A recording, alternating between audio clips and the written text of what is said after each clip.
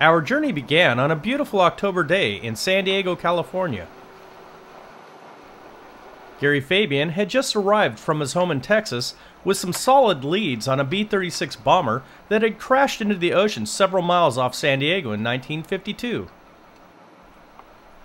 Due to a work-related injury I had received several weeks earlier, we would have to forego any attempts to dive this target on this day. Captain Ray Arntz, a key figure in our team, had a backup plan. He put together a surface expedition to the site in hopes that we could identify the remains of a Convair B-36 Peacemaker. On this day, we implemented a side-scan sonar and a low-light drop camera from the boat.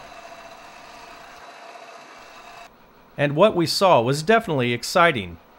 Video of what appeared to be part of the plane's canopy, a couple of propellers and engines, and tires from the landing gear.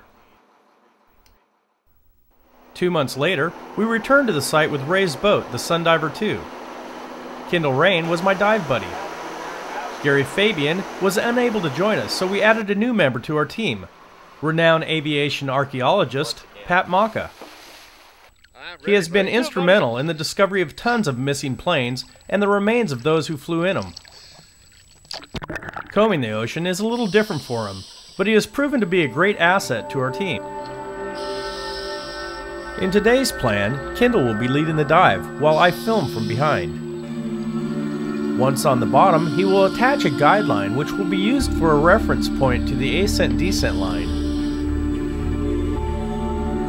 Our descent takes several minutes. This is a deep dive and the light nearly disappears. Upon reaching the bottom, we can see debris strewn everywhere. As with diving shipwrecks, this plane poses similar risks. Becoming entangled in wiring or impaling ourselves on a shard of metal could be life-threatening and would certainly ruin our day. The plane was obviously met by a violent end. It's difficult to recognize anything in this pile of twisted wreckage. With any luck, Kendall and I will be able to locate several unique conglomerates so we can ID them on the surface. The B-36 was a very heavy aircraft. Magnesium was used in order to lighten it as much as possible.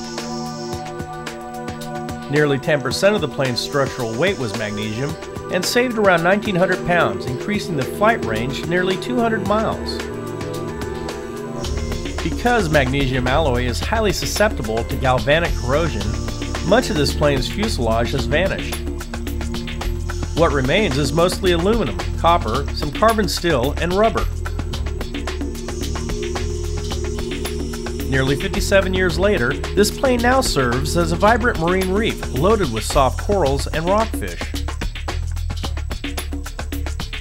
Preservation has always been an important part to our team, and it's refreshing to see that there are no signs of this site ever being fished.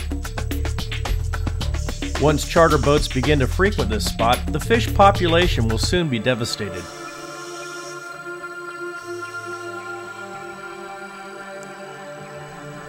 During the dive, it's easy to forget the tragedy that hit the flight crew and their families. Because our allotted dive time and gas supplies are limited, our concentration is split between referencing one another and monitoring our equipment while trying to locate anything recognizable. It's often asked why we do this. The adventure of this type of exploration is something that psychologically arouses many of us. Even watching adventurous activities through the lens of someone else's camera can give a bit of the same uplifting experience. I, for one, enjoy sharing my adventures with others. The B-36 was a strategic bomber built by Convair. It was solely operated by the United States Air Force and was the largest mass-produced piston-engine aircraft ever built. Their overall length was 162 feet, and they had a wingspan of 230 feet, capable of carrying a maximum payload of 72,000 pounds. The B-36 was also the first bomber capable of carrying thermonuclear weapons. There were many variations of this aircraft. This B-36 was a D model.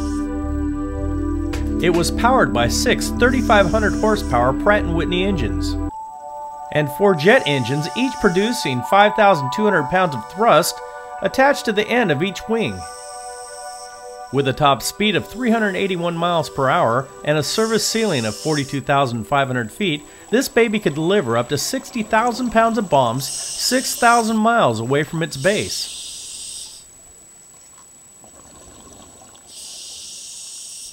On August 5, 1952, a flight crew of 8 Convair employees departed Lindbergh Field in San Diego, California for a routine test flight.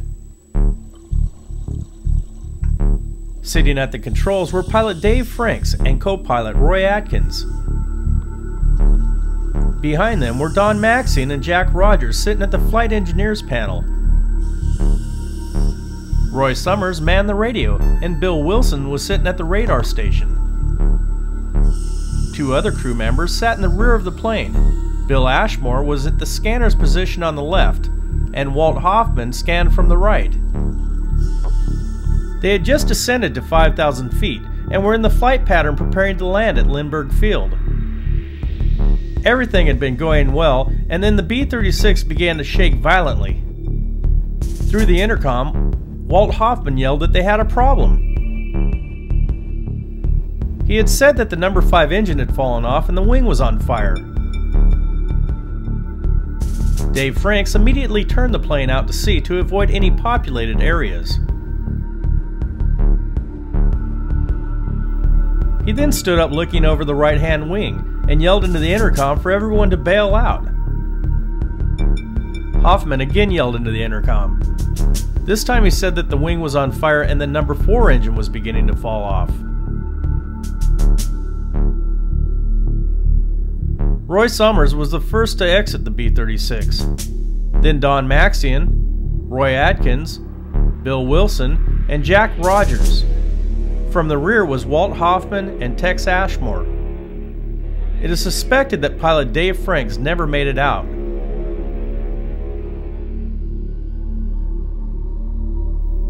Several of the crew members were not wearing their flotation vests. It appeared that Walt Hoffman sank in the water just before the rescue boats had arrived. Thanks to the heroic actions of pilot Dave Franks, 6 out of the 8 did survive. Our time on the B-36 is over, and it's time for a lengthy return to the surface. Gases have built up in our body's tissues and need to be decompressed slowly to prevent the bends. Hopefully, we can return to this site and look for more of the remains of this Convair B-36D Peacemaker. Ray, Kendall, how did you guys get started on this project? What got you going on this? You first. I heard about this thing when Steve Donathan allegedly found it years ago, and it's the only one of its kind that's not been found, right? And it hadn't been found. We didn't think it had. None of the video we ever saw so it even looked like an aircraft wreck. We just took it on as a project. It's a good project to find.